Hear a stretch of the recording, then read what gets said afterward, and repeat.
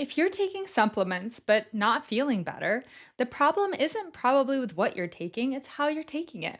I've seen people spend hundreds of dollars monthly on high quality supplements while making basic mistakes that block absorption entirely.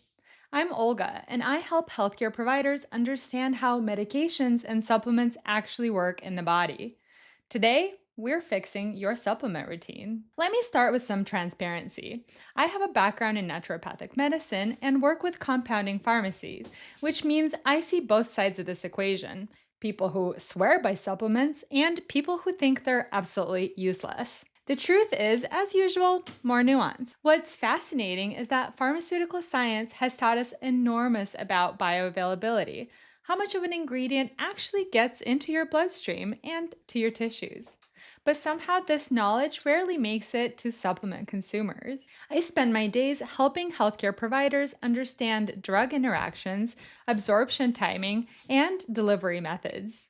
When I see people taking handfuls of supplements with coffee, or taking iron with calcium, or expecting fat soluble vitamins to work without any fat in their meal, it breaks my heart because I know that they're wasting their money and might conclude that supplements don't work when the real issue here is basic pharmaceutical science. Let's start with why most supplements fail before they even reach your bloodstream. Bioavailability refers to how much of an active ingredient actually makes it into your circulation and becomes available to your tissues. With pharmaceutical drugs, this is rigorously tested. With supplements, it's often ignored entirely. Here's a perfect example: curcumin, the active compound in turmeric. Studies show that it has incredible anti inflammatory potential, but regular curcumin powder has terrible bioavailability. Less than 1% actually gets absorbed. Your expensive turmeric capsules might be doing nothing if they don't include black pepper extract or special formulation techniques. The research is fascinating here. A study in the Journal of Nutritional Biochemistry showed that curcumin with black pepper extract increased absorption by 2,000%. That's not a typo, 20 times better absorption with one simple solution. Magnesium is another perfect example. Magnesium oxide, the cheapest and most common form, has absorption rates around 4%. Magnesium glycinate, however, or citrate, can have absorption rates of 90% or higher. Yet most people choose supplements based on price, not bioavailability. This is where pharmaceutical science becomes incredibly practical. Understanding which forms of nutrients your body can actually use makes the difference between expensive urine and real health benefits. Now, let's talk about something that can make or break your supplement routine: timing and food interactions. Fat soluble vitamins like A, D, E, and K need fat to be absorbed. If you're taking your vitamin D with just water, you might be absorbing 20% of what you paid for. The research shows that taking a vitamin D with a meal containing fat can increase absorption by 50% or more. And here's where things get complicated. Some nutrients compete for absorption. Taking iron with calcium blocks both. They use the same transporters in your intestine.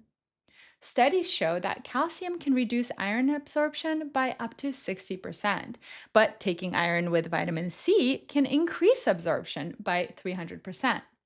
Zinc and copper compete too. High dose zinc supplementation can cause copper deficiency over time, which can lead to anemia that looks exactly like iron deficiency. I've seen people chase iron deficiency for months when the real issue was zinc induced copper depletion. Timing with medications is crucial too. If you're taking thyroid medication, most supplements need to be taken hours away from your dose because they can bind to the medication and make it ineffective. Coffee, calcium, iron, even fiber supplements can interfere with thyroid hormone absorption. What's really interesting is that pharmaceutical industry has known about these interactions for decades. Every medication comes with detailed absorption and interaction data, but supplement labels rarely include this information, leaving consumers to figure it out through trial and error. Let's dive into something that might surprise you. Not all supplements contain what their labels claim. Independent testing by organizations like Consumer Lab and NSF International regularly finds supplements with significantly more or less of the active ingredient than listed, contaminated with heavy metals, bacteria, or other supplements entirely. A Consumer Lab analysis of curcumin supplements found that some contained less than 1% of the claimed curcumin content.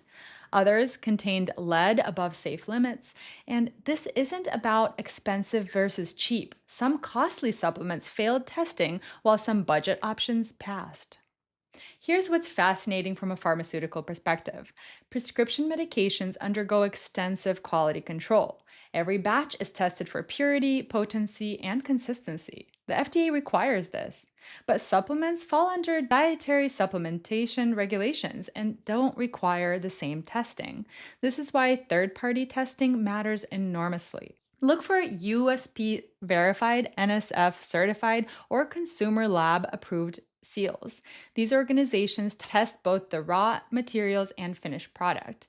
But even with good quality, individual genetics matter. Some people have variations that affect how they process B vitamins, folate, vitamin D, and others. This is where functional medicine practitioners can be incredibly valuable. They can test not just what's in your blood, but how well your body is actually using these nutrients. Now, let's put all this together into a practical approach that actually works. First, start with testing. You can't supplement effectively without knowing your baseline. Basic labs should include vitamin D, B12, folate, iron panel, and comprehensive metabolic panel. More detailed testing might include methylation genetics or nutrient status for testing. Second, focus on bioavailable forms. For magnesium, choose glycinate, citrate, or malate, never oxide. For B12, methylcobalamin over cyanocobalamin.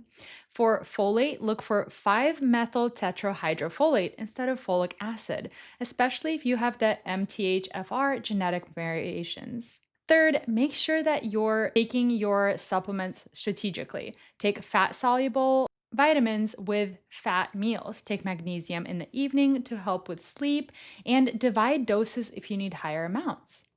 Fourth, consider nutrient partnerships. Vitamin D works better with K2 and magnesium. B vitamins work synergistically as a complex. Omega 3s are more stable when taken with vitamin E. And finally, work with a practitioner who understands both conventional medicine and nutritional science. This might be a functional medicine doctor, a registered dietitian with additional training, or a naturopathic physician. You want someone who can interpret your labs, understand medication interactions, and adjust your protocol based on your response. Here's the bottom line. Supplements can be incredibly powerful tools for health optimization, but only if you understand the science behind absorption, timing, and quality. Stop taking random supplements because you read about them online. Start with testing, choose bioavailable forms, time them correctly, and work with someone who can help you interpret your body's response. The difference between a supplement routine that works and one that doesn't usually comes down to these pharmaceutical principles: bioavailability, timing, interaction, and quality. Master these basics, and you'll see why some people swear by supplements while others think that they're useless.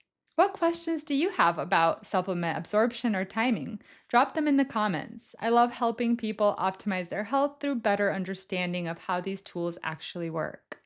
And if you want more evidence-based health information that cuts through the marketing noise, subscribe for more content that bridges the gap between complex science and practical application.